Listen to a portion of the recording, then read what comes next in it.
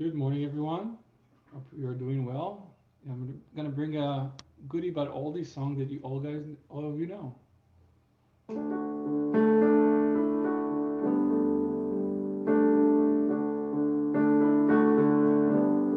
Feel free to join me in your houses. My name is Yaron. I'm the co-music director for the Center for Spiritual Living in LA. Calling in the light, calling in the light, calling in the light, oh love. Calling in the light, calling in the light, calling in the light, oh love. I am love, I am peace in my heart. I am free. I am spirit. I am soul. All together we are whole. And calling in the light. Calling in the light. Calling in the light, oh love. Calling in the light, calling in the light, calling in the light, oh love. Calling in the light, oh love. And so it is, and so it is, and so it is.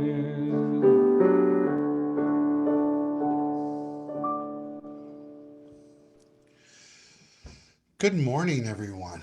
Thank you, Yaron. It was quite wonderful and beautiful, and it's so nice to hear that song that is familiar to our community, calling in the light.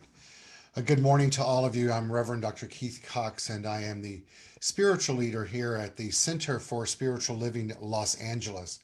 It is my honor and my privilege to be here with you this morning as we come together in this wonderful way of technology to commune together in a way that gives us the opportunity to acknowledge the only thing that there is. In our philosophy and faith and way of life, we call that only thing that it is, the thing itself, life, peace, power, beauty, joy, life, love, and wisdom, as well as we use the G word often, God. So I'm happy that you're here with us today as we come together in this setting. We have a wonderful and beautiful and fun service prepared for you this morning. We have a guest speaker or a guest who will be speaking and answering questions. He's already on camera there. If you'd say hello to Reverend Dr. Jim Lockard, who's joining us from Lyon, France. Many of you know Dr. Jim, and I'll share more about who he is later in our service as we do the Q&A. But I'd like to let you know if you have any questions whatsoever in regards to what's going on in the world from a metaphysical perspective, or just simply any question that you may have, or anything relative to our philosophy or our faith or our way of life, feel free to put that in the chats window, whether you're joining us via Zoom and or Facebook Live, and our assistant, our beloved Rob Hemsley, will take those and send them to me, and we'll add those to the list of questions we have for Dr. Jim, and would love to have an invigorating conversation with him. So Dr. Jim, we'll see you in a bit. So happy to have you joining us this morning from Lyon, France. I'd like to also give you a big introduction to our guest musician this morning, Joel Waggoner, who's joining us from Ohio. Joel, hello, Joel. Iowa. Iowa. I had it wrong. Well, the vowels are the same. I was going to say same kind of vowels, right? So we're so happy that we have a new musician for us this morning, guest musician, Joel Waggoner. You'll get to meet with him in just a moment. So, or get to hear him share his incredible talent this morning and some original music. So, Joel, we'll invite you back on in a bit. Welcome here. And you all have already met and heard our co-music director, Yaron Spiwak, who has shared with you that song that was so familiar to us, Calling in the Light. Once again, welcome. And I'm Reverend Dr. Keith Cox. My title is the spiritual leader here at the Center for Spiritual Living, Los Angeles. We are a philosophy and a faith and a way of life. It's what we practice here. Primarily, that's what we practice. That's known as the science of mind. What we also teach here in this community that has been coming together for over 30 years is that there's only one power that exists in the universe. It exists within you and it exists within me. It is an omniscient, omnipotent, omnipresent power that you and I both use through our thoughts and our beliefs and our actions and our reactions and interactions in the world. And we experience what we believe relative to that because we live in a universe that is governed by spiritual law. And so bottom line is that if we don't like what we're experiencing in our life, then our responsibility is to change our thinking. So what we practice in this teaching, this philosophy, this faith, this way of life, known as the science of mind, which is a philosophy that was created by Dr. Ernest Holmes, is to remember that we are all interconnected, that in this one life, that there is only one power, and it is a power for good, and you and I get to use it once again through our thinking, through our beliefs, through our actions, through our reactions, through our remembrances of who we are, and act accordingly. And so we also come together on Sunday mornings to honor the vision statement for our community, which is supporting individuals finding their personal self-empowerment through a spiritual awakening. So I invite you to hear that anew this morning. We support individuals finding their personal self-empowerment through a spiritual awakening. One of the ways that we come together and honor that is through a ritual every Sunday morning. And so prior to us moving in that ritual, I just like to ask you all to make sure to keep yourself muted till the service ends, as well as to keep your cameras off. And I'll invite you to turn those in at the end of the service, and we'll create community at that point by living in a virtual world to have coffee and danishes together.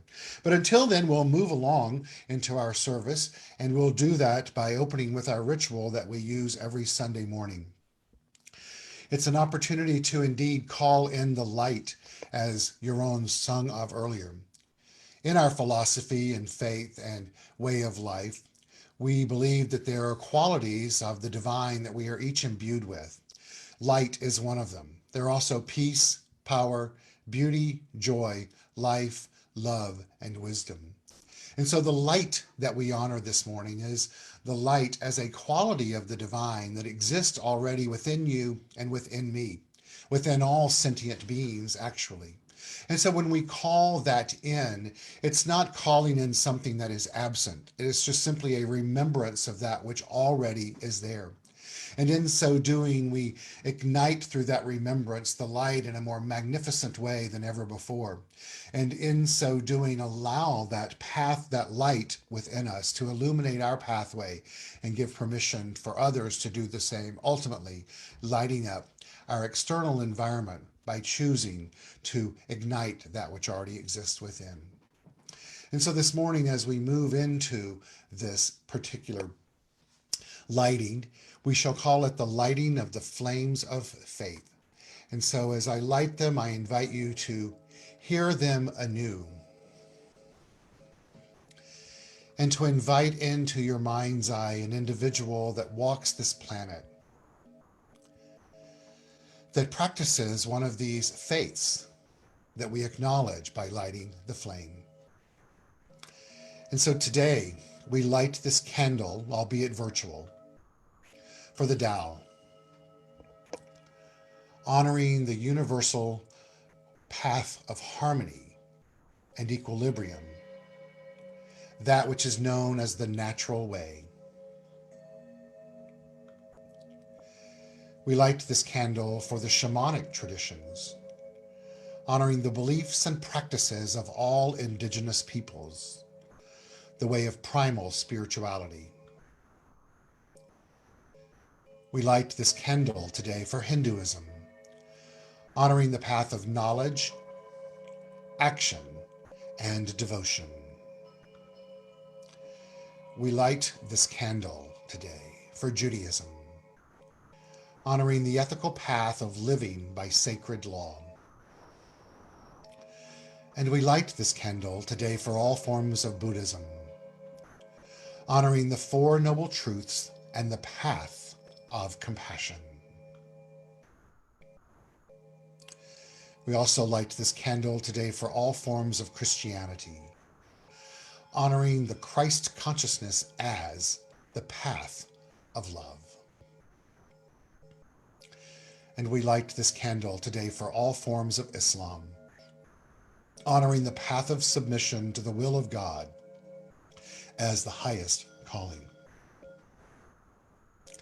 And we light this candle today for the universalistic religion of Baha'i, honoring the path of unity and peace. And we light this candle today for all forms of new thought. It's that which we practice here at the Center for Spiritual Living, Los Angeles, honoring the metaphysical path of mental healing through the practice of universal spiritual principles. And finally, we light this candle as the healing candle. And I invite you to take a moment and to think of someone that you would like to silently put into the light of the healing flame. And this may include yourself, so that all may experience the eternal and the everlasting love of the divine.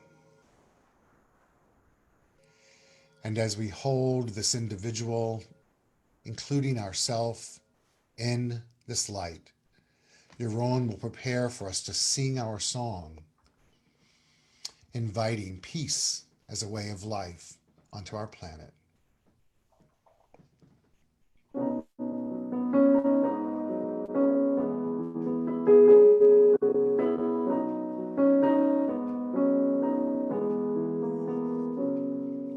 Let there be peace on earth, and let it begin with me. Let there be peace on earth, the peace that was meant to be, with God as creator, united all are we. Let us walk with each other in perfect harmony. Let peace begin with me. Let this be the moment now. With every step I take, let this be my solemn vow, to take each moment and live each moment with peace eternally. Let there be peace on earth, and let it begin with me.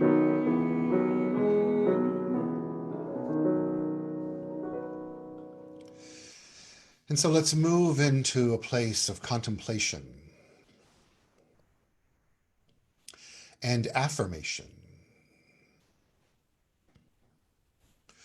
affirming the spiritual truth of the lyrics of this song, that we choose to let there be peace on earth, and it is beginning with me, the I am, right here and right now. And I affirm for each and every individual that is participating in this service today via Zoom or Facebook or YouTube or at some later date, to remember that this creative power, whose quality is peace that we are each imbued with, does not know time. It indeed is timeless. Therefore, it is not limited by the construct of human activity. And so I declare for each of us in this very thing we call the moment, that we release anything and everything that is contradictory to peace in our mind, our heart, our soul, and our being. We affirm the acronym for peace, which is purposeful energy activates conscious evolution as a way of life for us from this moment forward. We choose to use the energy of life that exists within us, that gives us life, in a purposeful way today, to radiate a higher vibrational frequency, that which is in alignment to our true nature. And in this field of radiance that we exude and exhibit, we are making a difference on this planet. Not from a place of ego, of feeling the need to fix anything, but because we are awakened as a spiritual being and understand the role that we play in the mosaic of life itself. And so we give of the highest of ourselves at all times and trust with the deepest of faith that the unfailing law of nature is doing its part through us, for that is indeed the way it works. And so with great purpose and clarity, awareness and intention, we do ours. And we let it be as we say together in our own homes, while looking at our phones, wherever we may be, and so it is. And so I shared with you at the beginning of our service this morning that we have a quite wonderful musician who's going, as we always do on Sunday mornings, but an exceptionally special one today, Joel Waggoner, who will be sharing with us this morning a live, obviously live, but a song that is an original song that is so touching and beautiful. Joel, would you like to give us a background on what this song means to you and why you wrote it? And once you're complete with that, I will have you move into singing it. How does that sound? That sounds great. Thanks, Keith. Wonderful. So, ladies and gentlemen, prior to Joel jumping in, I'm sorry, just want to remind you, if you have questions that you would like to ask of Dr. Jim for the dialogue that we'll have after Joel's song, please type that into the chat window so that we can have a wonderful conversation. Ladies and gentlemen, Joel Waggoner. Thank you, Keith. Hi, everyone. I'm so glad to be here. And this is my first time with the Center for Spiritual Living.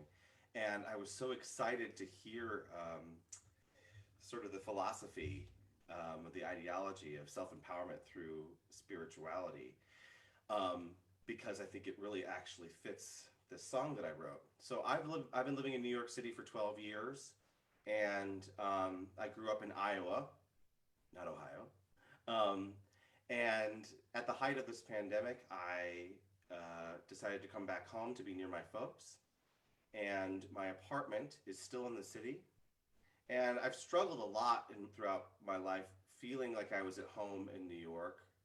The quality of life there just didn't really suit me and my heart and my speed. And there were a lot of things about the city itself that didn't feel like home to me. But the people, the creativity, the opportunities, the chance to be fully queer and out loud in myself and not feel judged, that was my fullest self in the city. But when I come back to Iowa, I feel a little bit more grounded, but I'm a little bit more wary of being who I am fully on this Pride Day. But there's a part of me that feels centered here. So I wrote this song about 2 weeks ago for a sort of festival of songs written about New York City, but I couldn't help but write about my own conflict with feeling at home. I didn't know where home was, and I decided to write a song called Home Inside. And this is, I think, sort of a testament to our own self-empowerment through spirituality. Thank you. Have fun.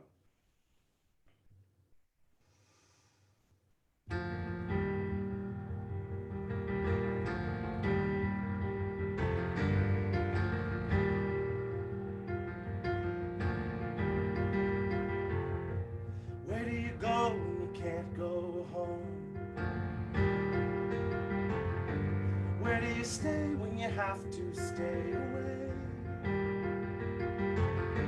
Childhood home now belongs to another,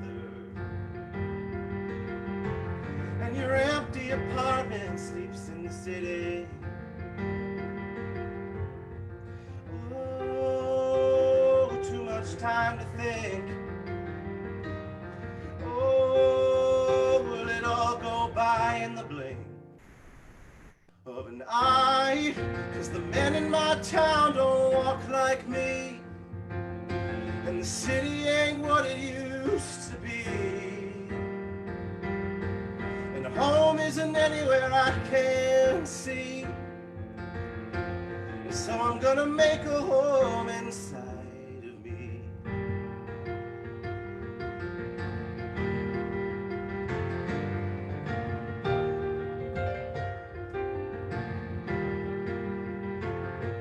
Too many years been bullying my body.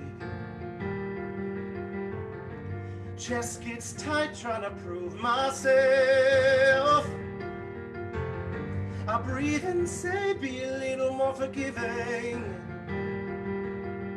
I'm gonna pull myself out from the bottom of the well. Oh, too much time to think. Oh, will it all go by in the blink of an eye?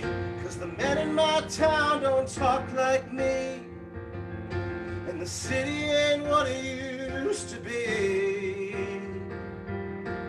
and home isn't anywhere I can touch or can see, and so I'm gonna make a home inside of me.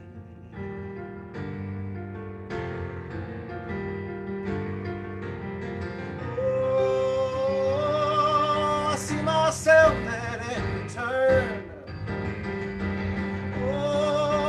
What am I supposed to learn? My walls are falling down, I got a crooked foundation.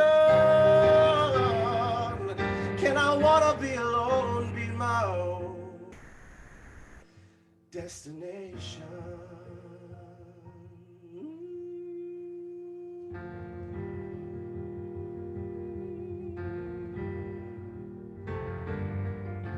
Ooh. What do you do once you found your home? The shifting, aging, chipped away face. Well, I somehow traveled a long, long way, and I made it all the way to today. So something tells me,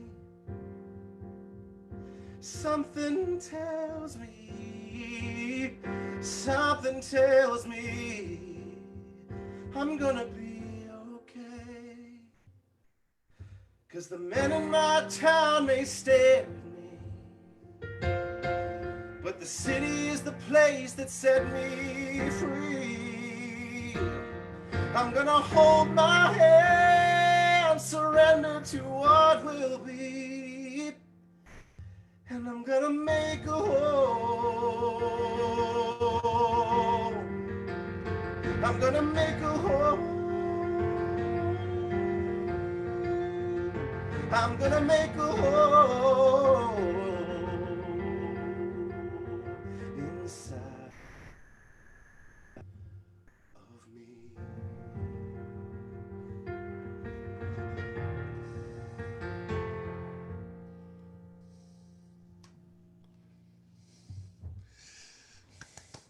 Thank you, Joel. So moving. The lyrics are so deeply moving to that song and speaks volumes for each of us on this journey that we're on, not only in life, but certainly today. So thank you for indulging us and singing that song. As you know, from our rehearsal, when I heard it, I said, that's a must. That's a must. So really appreciate it. So know that you're getting accolades from across the internet and around the world right now, and acknowledged for the divinity that exists within you. So thank you. And I look forward to hearing the other two songs you have for us later. Thanks. So thank you. So our guest this morning that's with us is a very special man, not only in my life, but in the life of many. I'm going to invite him to come on as I'm giving you his IMDb page, if you will. So he's a published author. He has one of the books called Sacred Thinking. He has a blog that many of you read excerpts from as I publish them often on our newsletter called The New Thought Evolutionary. He's a renowned speaker in our movement from over the years, as well as he is a vital cog in the wheel in the modern day of metaphysics and was acknowledged so in a recent publication of the history of our movement. He's been a vital piece of the Association of Global New Thought over the years.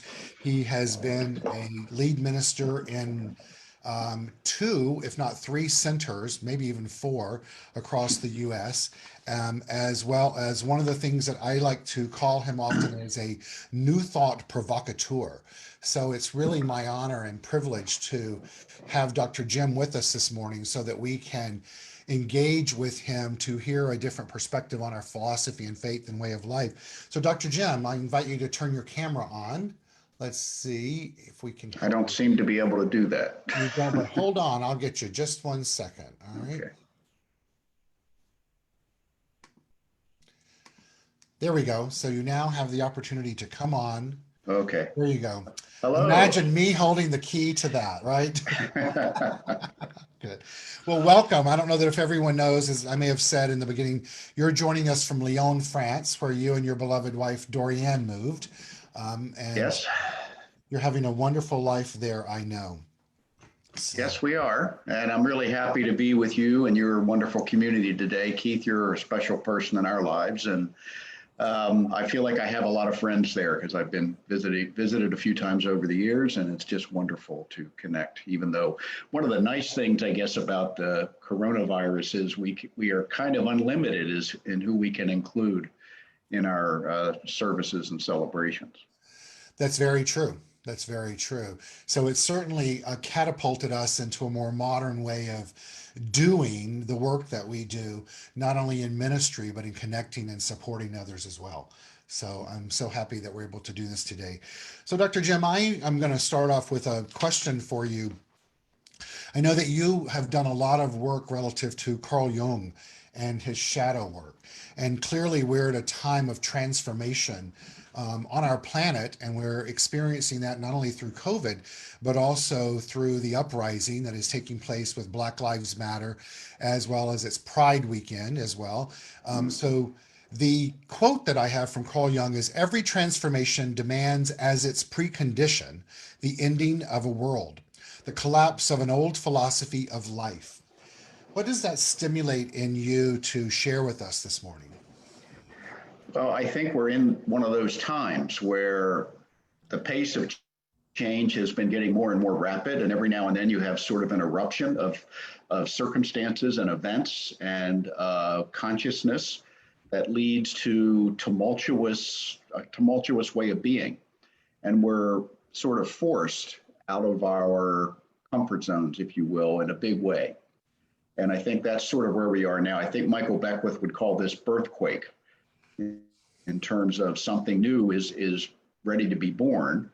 And the metaphor of the Young quote is also from, Joseph Campbell addresses that at the time of the Christian holidays is, you can't have a resurrection without a crucifixion, that everything new does require something to die, something to be left behind. And I think we're finding, some really great examples of that, like with the statues that are being removed, not only in the US, but it's happening to some degree in Europe as well. And people saying, oh, no, that's our history, but it's also a history that hasn't honored everyone.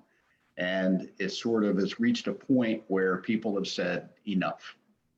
So that's all sort of this cauldron of excitement and energy and anger and violence and possibility, chaos that we find ourselves in right now.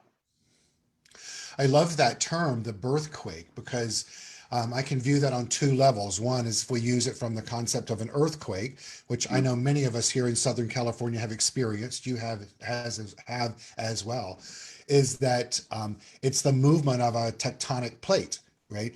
But Yeah. it's not something that it's from the pressure that is built up over a period of time.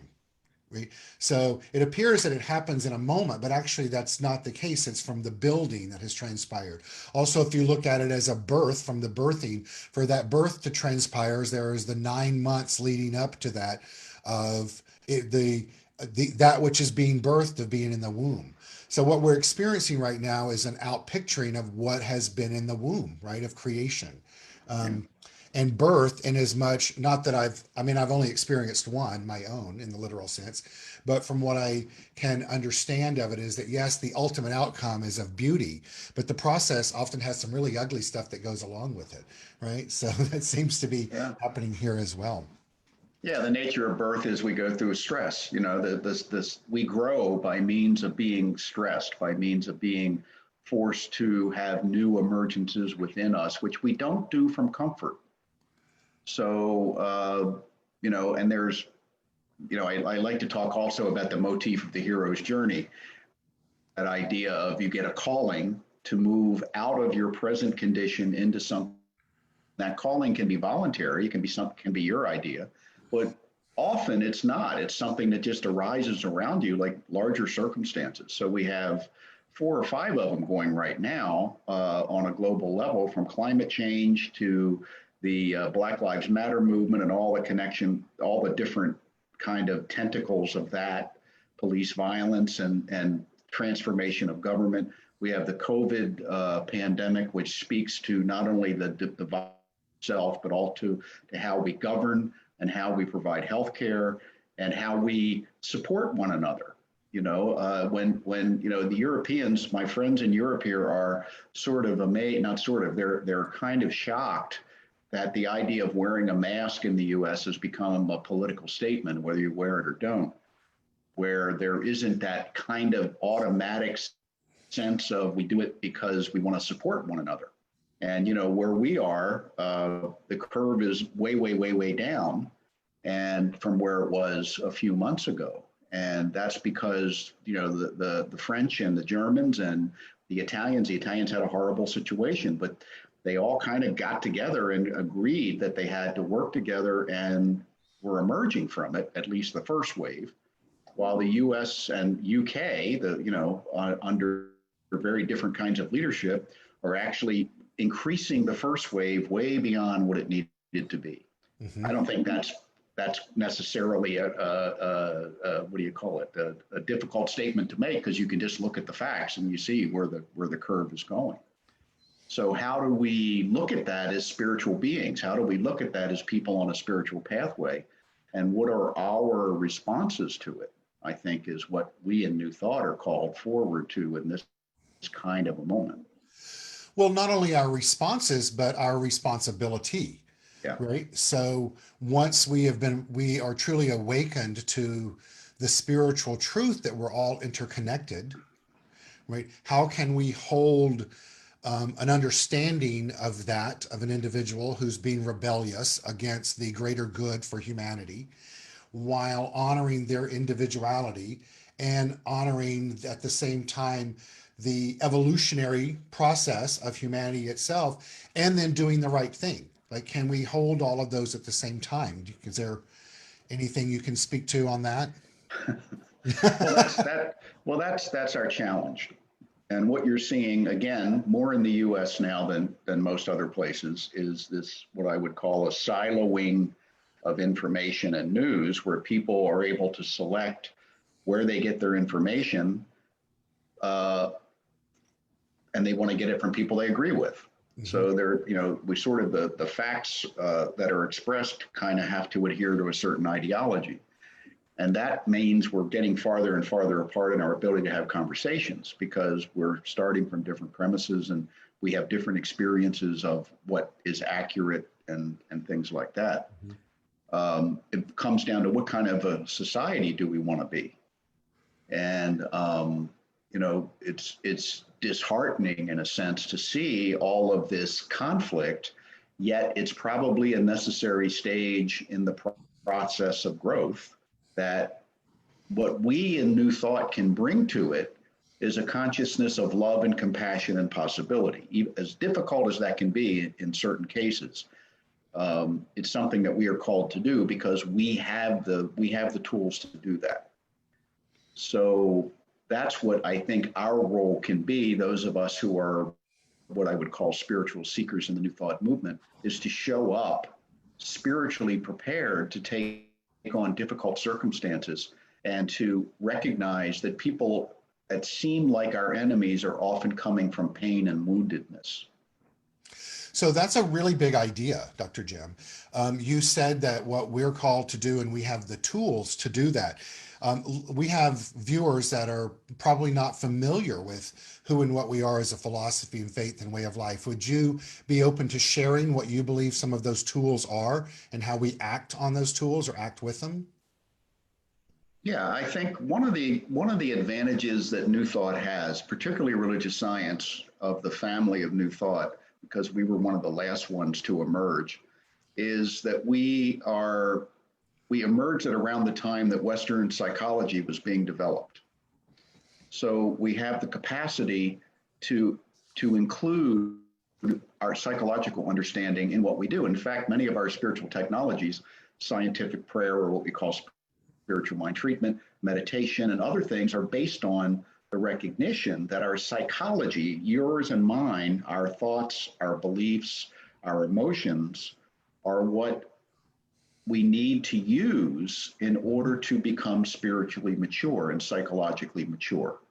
So most of our technology, sitting and meditating in the morning, doing contemplative work, reading rich literature and books about transformation, taking classes, doing affirmations, visualizations, and things like that, are all designed to help bring from within us that potential that we all have to become what I like to call an adult of God rather than a child of God. And when you're able to do that, you're able to show up in a difficult situation and be your best self and not get sucked into the drama and not kind of fall into the trap of seeing the other person as an other, because we believe in oneness. We believe that this separation that we experience is essentially an illusion at the deepest level of our being. And when I'm seeing someone who's on the other side of the ideological spectrum who may be throwing a temper tantrum, there's also an element of me in that person. So if I can respond to them in a way that is compassionate, which doesn't mean always being nice, but it does mean recognizing the connection I have with that person, then the likelihood is that there can be some kind of a way forward forged, because we can't live on this planet separately. There's too many of us. Mm-hmm. So that would be, I would say, the technological aspect of the practices we do in order to, affirm ourselves. That's beautiful. Thank you. I love the term, as I know others do, adult of God, as opposed to a child of God, which is fantastic. That should be the title of your next book. But it speaks to what I speak to often around, once we become awakened and awakened to our awakening, then we have the responsibility to step into our own evolution, making it a conscious evolution. And that's what you're speaking to.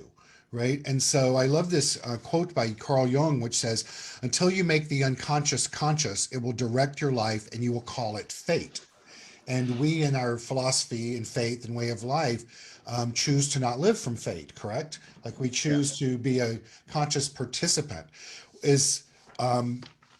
What would be 3 things that you could say from the outside looking in our community and beyond, that we could do to be a part of the evolutionary process on this planet, while at the same time, many of us are still in what oftentimes is referred to as lockdown, but let's call it a stay-at-home order?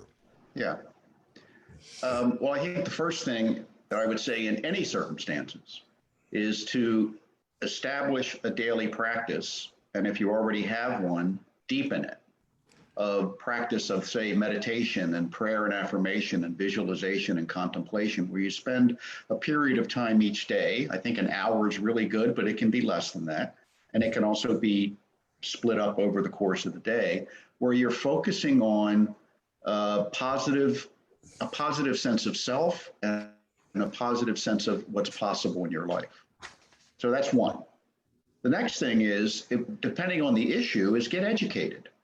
There's lots of information out there that can be helpful. As a straight white male, when I showed up in Fort Lauderdale to start taking classes and become part of that community, where there were about 500 gay and lesbian folks already there, I had a pretty steep learning curve because I had never been exposed to that kind of a culture before in any significant way. In fact, I had been brought up to believe that there was something really wrong with that. But what I was able to do through learning the teaching and meeting the people was to become really connected in that culture, and to find the value in it, and to just fall in love with these people that in other parts of my life, earlier childhood, and what I heard from the older generation was, no, you don't want to do that. But it was just to find that all of a sudden there were this wonderful group of people that were willing to take me in and help me to grow spiritually.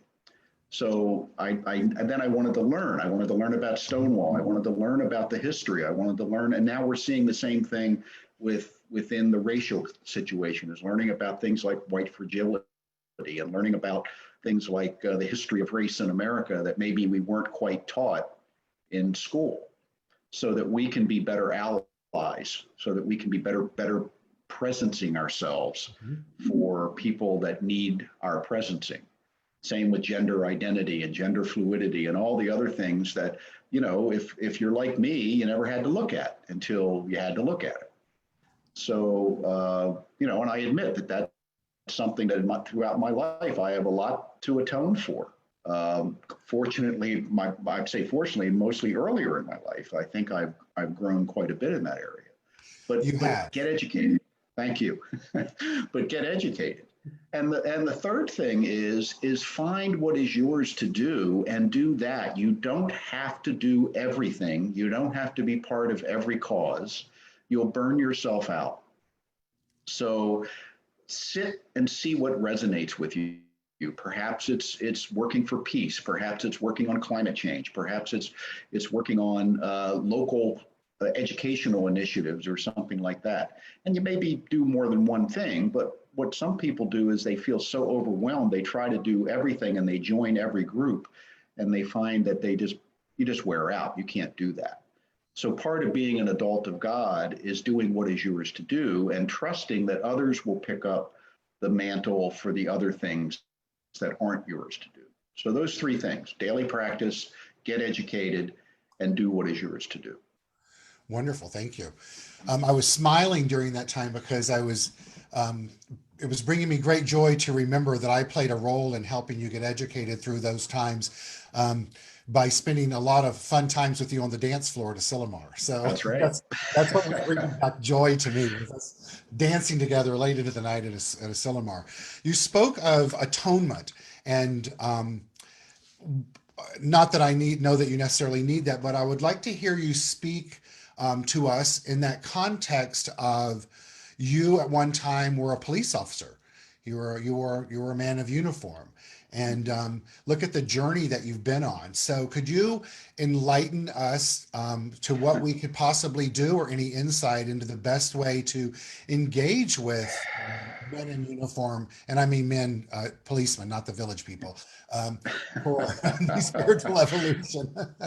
I heard they did away with the police officer, the village people. Well, they potentially will, yes. But... Okay, well, that's another topic, but that's not mine to do. Well, that's unfortunate, because he would also become the sailor. If you know anything the history of the village people, one day he was the sailor, next day he was the policeman, but that's another Sunday. So okay, but both uniforms. Right. Yeah. Well, I've been having a lot of conversations about this. I was in law enforcement for 24 years, mostly in South Florida, and I was there during the cocaine cowboy thing, and it was, the drug running and all of that stuff. So it was a very challenging atmosphere. I was for a while the commander of the police academy for my department, and we trained literally thousands of people. And I will say that, what I see is this: the police are the tip of the spear of a racist system. And it's a system that has grown out of a racist culture that included slavery and then Jim Crow laws and so forth. And these things are all sort of woven together in the fabric of our society. And it's very difficult to take one thread and pull it out of that weaving and just fix it and put it back and expect all the other threads to be effective. So what I'm saying is what we need to find is ways forward that are systemic in the degree of change. A couple of really interesting, or not interesting, couple of things that really have, I think, led to damaged police relationships, especially with minority communities, is first the war on drugs, which turned, police departments were racist up to that point, but it turned them into occupying forces in minority neighborhoods. And today, in most of particularly the East Coast, big cities, the police departments are largely minority officers. They're mostly, Black and Hispanic officers, and yet they still are acting as occupying forces in some of their own neighborhoods because the system has made everyone the enemy, because everybody that uses drugs is the enemy. And we know it's unevenly enforced. We know that you're better off using drugs being white than you are if you're Black in terms of the criminal justice system. But the effect of the drug war in the militarization of police, in the idea of moving away from any sense of community engagement and involvement has been huge. And then the next thing that happened in the 80s was the decimation of the mental health system, where mental health treatment kind of, in a large sense, went away. So now you have people that were mentally ill that were living on the streets, that would be engaged in their homes, that were, the police are the ones that have to go, because all of the other social services departments over the years have been shrunken due to budget cuts, and the police budget therefore has grown and grown and grown. So you have police officers handling things that they shouldn't be handling because it's not what they're intended to do. And then the third thing was the mass incarceration system that began in the 1990s through a variety of criminal justice acts and the privatization of corrections, the euphemistically named corrections function. Mm-hmm. So you ended up with a system where people were it's like a factory. And today you have private prisons that can sue the state if they don't have enough prisoners in them. So the idea of serve and protect went away, and it became enforce and arrest. And that's where we are. And that's all built on top of a system that was already essentially racist. Right. So nothing short of systemic change, where the whole governing structure is looked at and that necessary revisions are put into place, are going to make long-term changes. Now, the problem with that is, and I'll end with this, there's 18,000 police departments in the United States. Every one of them, except for the federal agencies, is beholden to a different government, mm-hmm. Local, state, county, municipal, town. And we can see with the current state of the federal government, there's not going to be a whole lot of movement there towards systemic change to demilitarization. So that's where we find ourselves. So it's a big hill to climb, but if we don't climb it, we're going to be in trouble for a long time. Great, thank you. We have a question that one of our congregants asked, which is this: what phrases can you use, meaning one use, with others whose opinions differ from your own, which will not antagonize? Well, you can always start with "I hear you," or "Tell me more about that." Where do you tell me about that? Why do you think that way? Tell me more. I want to understand you. And you may just, quite often what we find is we're hearing whatever the preferred cable channel says, and that can be true on the left or the right. But I just think I think a curiosity and an interest, because what we tend to do, and I tend to do it too, is as soon as you hear what the person says, "Oh, I've heard that 50 times," and you shut them down. and maybe add a little identifier of what they are if they think that way. And, it just makes it worse. So I think a sense of curiosity, a sense of, I'd like to hear what you believe. And then I have to sit, I really want to listen and listen deeply, because I do understand where a lot of these beliefs come from that I disagree with. And I can have some empathy for the person, but perhaps, and then I want to see, is there an opening for engagement? If there isn't, I don't need to engage. One of the things I've realized in the last few years, I know very few people that are really hugely influential. Most of the people I know, if I change their mind, it would be one vote. It wouldn't like transform a community or an organization or anything like that. So what I have to say is, why am I so invested in this person changing their mind? And that's got to be my own ego need. So I want to learn. I want to hear what they have to say. And there's a few people in my life that I just don't talk to anymore. Just because to me, that was the most compassionate way to proceed. And for my own to be compassionate to myself. See. Good. Thank you. We have two more and then we'll wrap up. So there's a quote by Ernest Holmes that's this: unfortunately, we find there is great faith in fear. Faith, he says, is the power of prayer. Now, what is faith? When you analyze faith, you find that it is a mental attitude against which there is no longer any contradiction in the mind that entertains it. Can you speak to us about having faith in fear?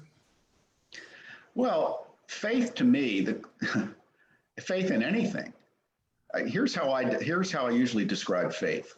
When you walk into a room in your home and you flip the light switch and the light comes on, okay, and you're not surprised, that means you had that much faith. In other words, I expected the light switch to come on.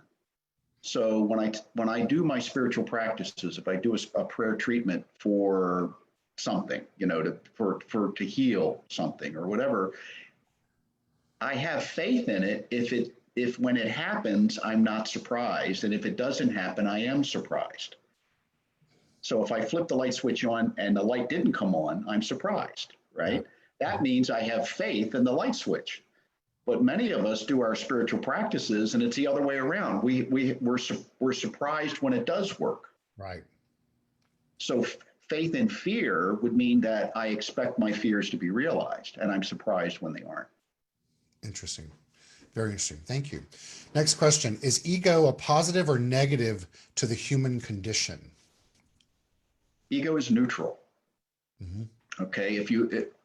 Your ego is like, if you had a building with girders in it, the steel girders, the ego is like the girders. It holds the building up. You can make that building look like anything. You could make it all glass, mirror windows. You could have concrete or stucco or wood or any kind of design on it, and the girders will hold it up. So your ego is that part of your psyche, your subconscious, that supports whatever your current beliefs are.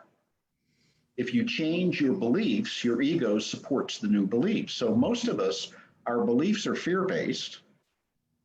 The average beliefs are mostly fear-based. Therefore, the ego is a fear-based ego because it's supporting those beliefs. But if I change those beliefs one at a time to, I would say, love-based belief or empowered beliefs or beliefs in positive expectation, the ego supports that equally. So I think it's a misnomer to say we have to get rid of our ego. If you took the girders out of the building would fall down. So what you want to do is give your ego something good to support. And it accepts whatever you come to believe. Whatever I come to believe about myself, my ego accepts and makes it automatic in my life. So very, very, very well said. Thank you. Thank you. Our last question is, and the person that asked that question said that your answer was powerfully articulated. I love that. So the last question is this: what is the metaphysical community like in France? Are there any new thought centers? Oh my, France is the most secular nation on earth. It's very Catholic in culture, but less than 1% of people go to church. Most of the churches, in fact, in France are owned by the government. That's why they exist still. They're supported by taxation for the most part, and the big ones get visited and so forth. Metaphysical community and in spirituality in general, the French are opposed to anything that feels organized, which usually I say to them, you'd love New Thought because we're not very organized. but you know, because there's a big reject that's still present from the two world wars. Two world wars occurred largely in Europe, and millions of people died, and the God they were praying to did not help them. And the church they were going to colluded with the Nazis. So, plus all the church scandals that have happened and everything. So the French people don't like to talk about spirituality. They consider it a very personal topic. They'll talk about philosophy until the sun comes up in the morning, but they don't talk about religion. We do have the closest center to me is in Geneva, the CSL in Geneva, where I do some work with them. It's 2 hours away by train. And we're actually doing a retreat there the first weekend of October that will be both for in-person and online. That if you check on my blog, you'll see information about that. But you know, so there are maybe 15 New Thought communities in Europe. They're all very small. A lot of them are expats, you know, people that have moved here from elsewhere. But in France itself, I think there may be a study group, but I've never been able to I've heard there is, but I've never been able to locate them. So not much happening here in an organized way. Deepak Chopra sells a ton of books here. Marianne Williamson sells a ton of books here. The French are avid readers, and you do see a lot of those titles showing up in the bookstores. Wonderful, thank you. Thank you so much, Dr. Jim. That concludes our Q&A conversation. Not only was this incredibly enlightening and inspirational for me as well, but also educational. So thank you so much. Thank you. I appreciate it. You're very welcome. Go ahead. Yeah, I just want to say thank you, and I love you all, and I hope to be able to see you in person before too long. Absolutely. And hopefully if you're up for it, you can stay on, and I'll invite you to do a meditation prayer at the end. Are you up for that? Sure. Happy to. Sure. Good. Wonderful. So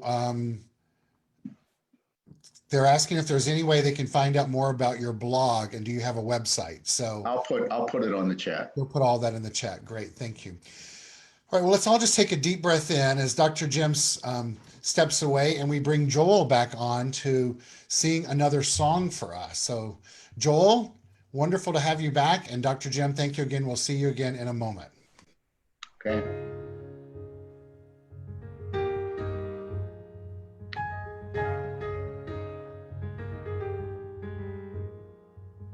Listen as your day unfolds, challenge what the future holds, try and keep your head up to the sky.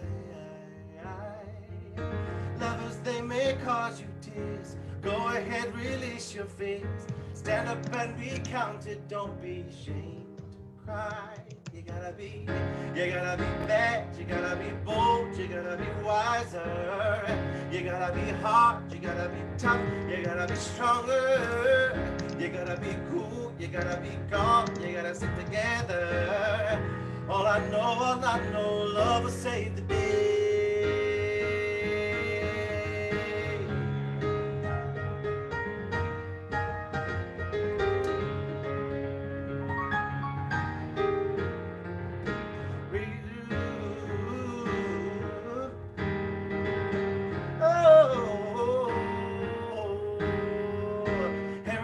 Your mother said, read the books your father read, try and solve the puzzles in your own sweet time. Some may have more cash than you, others take a different view. My, oh my, yeah. You gotta be bad, you gotta be bold, you gotta be wiser, you gotta be hard, you gotta be tough, you gotta be stronger, you gotta be cool, you gotta be calm, you gotta stay together. All I know, love will save the day. Time asks no questions, it goes on without you, leaving you behind if you can't stand the pace. The world keeps keeps on spinning, can't stop it if you try to. This time it's danger staring you in the face. Oh, listen as your day unfolds, challenge what the future holds, try and hold your head up to the sky. Lovers, they may cause you tears, go ahead, release your fears, stand up and be counted, don't be ashamed to cry. You gotta be there, you gotta be bad, you gotta be bold, you gotta be wiser, you gotta be hot, you gotta be tough, you gotta be stronger, you gotta be cool, you gotta be calm, you gotta stay together. All I know, all I know, all I know, all I know, all I know, all I know, all I know, all I know, all I know, all I know, all I know, all I know, all I know, love will save the day.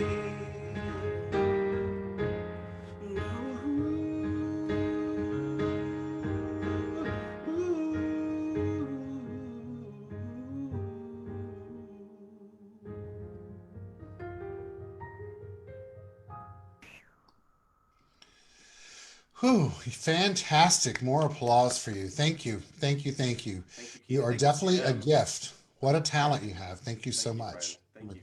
And you're getting tons of applause on the chat line and through the thing. So I want you to know that and know that you're deeply appreciated. And what a great song to end on, because as Dr. Jim said to us, love indeed will save the day. It really will guide us. And let's just remember that in our philosophy and faith and way of life, love is defined as the self-givingness of spirit, whose desire is to create more of itself out of itself. And the only way it can do that is through you and through me. And it just did that through you, Joel. So thank you again. So, ladies and gentlemen, Joel has a surprise for us at the end of the service. So he'll be back in a moment. Look at him with flattering and fluttering those eyelashes. He'll be back with a surprise for you later. So Joel, thank you. We'll see you in a moment. So now is the time in our service to come together to support our community in a financial manner. I'd like to invite you to get prepared to do that and to know that this is indeed a community that is not only thriving from our conscious giving, but it supports us in making a difference on our planet, which is what we are committed to doing here. So as I get that on the screen, let you know that your options for supporting us is to go to our website, csl-la.org, not only to support us by clicking on the donate button, but know that you can find out all information regarding us there. You can go to the app in the App Store, Center for Spiritual Living Los Angeles, and follow the prompts for donate, as well as make sure you have the app on your phone. You can also mail in a check. Our address is 1200 North La Brea Avenue, West Hollywood, California, 90038. Or if you'd like to speak to me personally to handle it, my phone number is right there on the screen. So let's all take a moment as we get prepared to do our conscious giving. Yaron will sing for us our contribution song called Love is My Decision, continuing with the theme of love.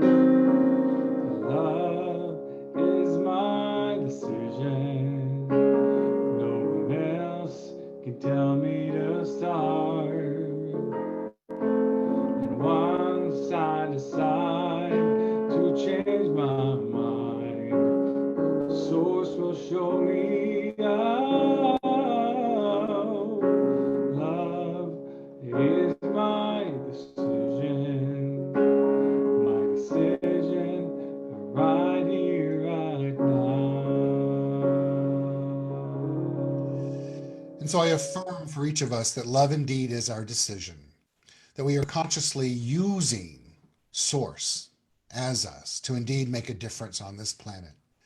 And so as the self-givingness of spirit does its thing through us, we give that out into the world, both financially, emotionally, physically, consciously, And we right now, from a place of a healthy ego, use that ego and our choice of giving with great faith that what we extend out into the world comes back to us multiplied abundantly, because that's the way it works. And for that, we say thank you, thank you, thank you. Here we grow again. And so it is. An update on what's going on here at the Center for Spiritual Living Los Angeles. For those of you that are part of our email list, a survey went out this week for you to give insight as to what's working, what you would like to see differently. I trust that you all have received that. If you haven't, you can send an email to me. My info is keithc@csl-la.org. You can also find that on our website, which I've given you the name of before, which is on the screen. We'd love to get your feedback on that, as I, along with our board, have been discussing new opportunities for us to stay together. When I stay together, mean coming together as a community to continue who and what we are and to expand and grow during these times. It appears that it will be some time before we, if we do, return back to that building at 1200 North La Brea Avenue. A lot of things will need to transpire in that process. But our goal is for us to find a way for us to come together, and hopefully at some point that soon that could potentially be in person, but for us to come together and commune, be in community, to honor and love on each other. But in the meantime, it will all be online programming, and we want to provide the most efficient way possible for that for all of us, so that we stay connected. So please pay attention to that. There will be no programming over this next week. Our next coming together will be next Sunday morning. So please be aware of that. There will not be a coffee clutch, and there won't be the Thursday evening snappy chat, as we are retooling what things will look like in July and going forward. So we're taking off this week of the 4th of July. A huge thank you to Dr. Jim Lockard for sharing his light and his wisdom and his insights today and his history with us. What a gift he is to the world. And big thank you, Dr. Jim.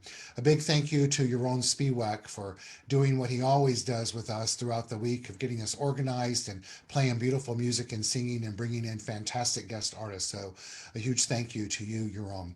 A big thank you to Joel Waggoner, who has joined us this morning from Iowa, and just what a fantastic gift of a musician he is. Thank you, thank you, thank you, Joel. We look forward to having you again with us one Sunday. Also, a big thank you to Travis Smith, who keeps me in alignment along with the rest of us technologically, and just also brings his talent and wisdom to the audio technician part of this. And thank you. And a big thank you to Rob Hensley, who is my not only assistant in the office, but also keeps us going through social media. A big thank you to you as well. I'd like to give a shout out to our practitioners, who some of them are online right now. But if you'd like to know more about having an individual who is trained in working with your conscious and subconscious mind, feel free to reach out to one of them. You can find their information on our weekly e-newsletter that goes out during the week. You can sign up for that at our website, csl-la.org, or you can find there, I think that's where you'll find their list, at our website or in our weekly e-newsletter, and they're available to you to do spiritual mind healing. So please avail yourself of that. If you have any questions or other comments, feel free to reach out to me throughout the week, and I'll do my best to support you however I can do that. So as we wrap this service up today, I'd like to invite you to keep your cameras and audio turned off until we disconnect from our social media site. Also, I'd like to encourage you to use our social media sites, which are on Facebook, Center for Spiritual Living, as well as we are on Instagram. You can follow us there as well. Dr. Jim's going to come back on and lead us in a closing meditation prayer. So I invite you all to just be ready for that. And after he finishes, Joel will sing a song for us, and then we will disconnect from social media and be able to come together and share time together in a fashion of community. So I'm going to invite Dr. Jim to turn his camera on and let him walk us through this. So I just did. So there he goes. Okay, so just take a nice deep breath with me.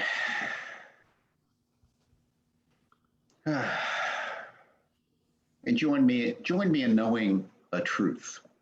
The truth is that we are all one, that there is only one thing happening here, and that is the unfolding, evolving, and expression of spirit. It is doing so as everything, everyone in creation, every particle, every cell, every being. There are no exceptions. Nothing is left out. Nothing is excluded. Everything is essential. So I know that as we come to the end of this time of the official celebration of Pride, that we continue to celebrate who and what we are throughout the year. We recognize that we are moving toward a society where everyone is honored and celebrated for who they authentically are. And we accept that truth, and we know it is possible, and we know we are bringing the best of ourselves to its realization.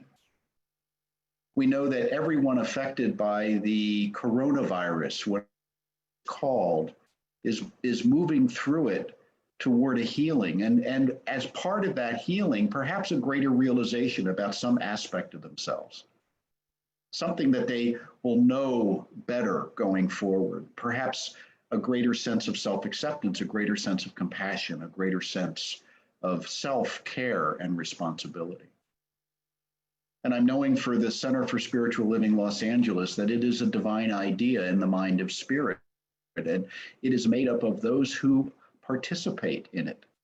So I know that everyone here comes together and in support, in consciousness, in our presence online, and eventually back in face-to-face community, and financially, so that it may grow and thrive and prosper, and so that more people may have access to what we have access to right here.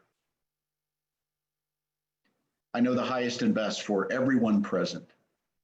I know that we are all moving toward our best selves. We are becoming true adults of God, a process that is never fully realized, but is always worth pursuing.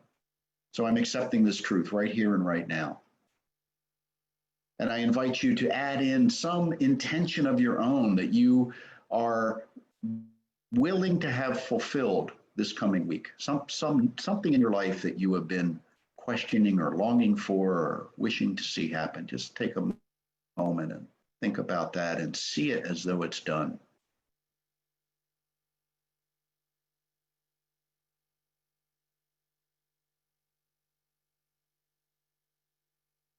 And I affirm that truth for you as I affirm for myself. So with deep gratitude, accepting the truth of my being, accepting this wonderful philosophy of life, the science of mind, accepting this amazing spiritual community, I release this word lovingly into the creative field that we call mind, knowing it is done unto us as we believe, and so it is. And so it is. Thank you, Dr. Jim. Thank you. I'm going to have to say au revoir because my dinner's being plated right now. So how very European of you to eat at such a late hour. But yes, okay. Big love to you and my beloved Dorian. Right. Thank you so much for everything. We love you. Joel, we'd like to bring you back on for your closing song to rock us out to celebrate Pride and to close this month out. So everyone, you can enjoy Joel singing that song, and then after that, I'll give us permission to come back together and turn our cameras on. Take us out, Joel.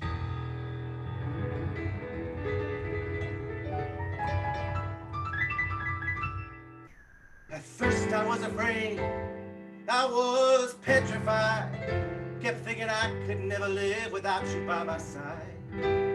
But then I spent so many nights thinking how you did me wrong, and I grew strong, and I knew how to get along. But now you're back from outer space. I just wondered, I walked in to find you here with that sad look upon your face. I should have changed that stupid lock, I should have changed to be the key. If I'd have known for just 1 second, you'd be back to follow me. Go on now, go, walk out the door, just turn around now. You're not welcome anymore. Weren't you the one who tried to hurt me with goodbye? Did you think I'd crumble? Did you think I'd lay down and die? Say, oh no, not I will survive. Oh, as long as I know how to love, I know I'll stay alive. I've got all my life to live, I've got all my love to give, and I'll survive. I will survive. Hey.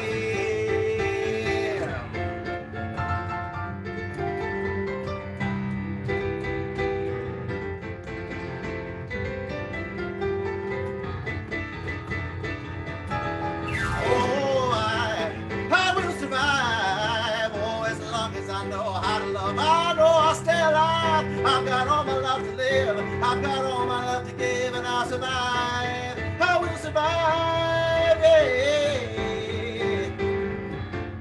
I will survive, oh, oh, I will survive. I will survive.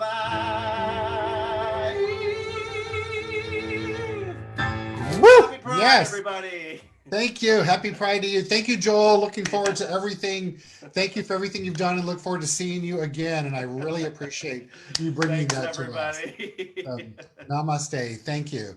And so for those of you that have been joining us on social media, we are going to disconnect from social media at this point. I want to thank you so very much for joining us on this last Sunday of Pride in the world, the year 2020. Know that you're loved, you're celebrated, you're acknowledged for who you are.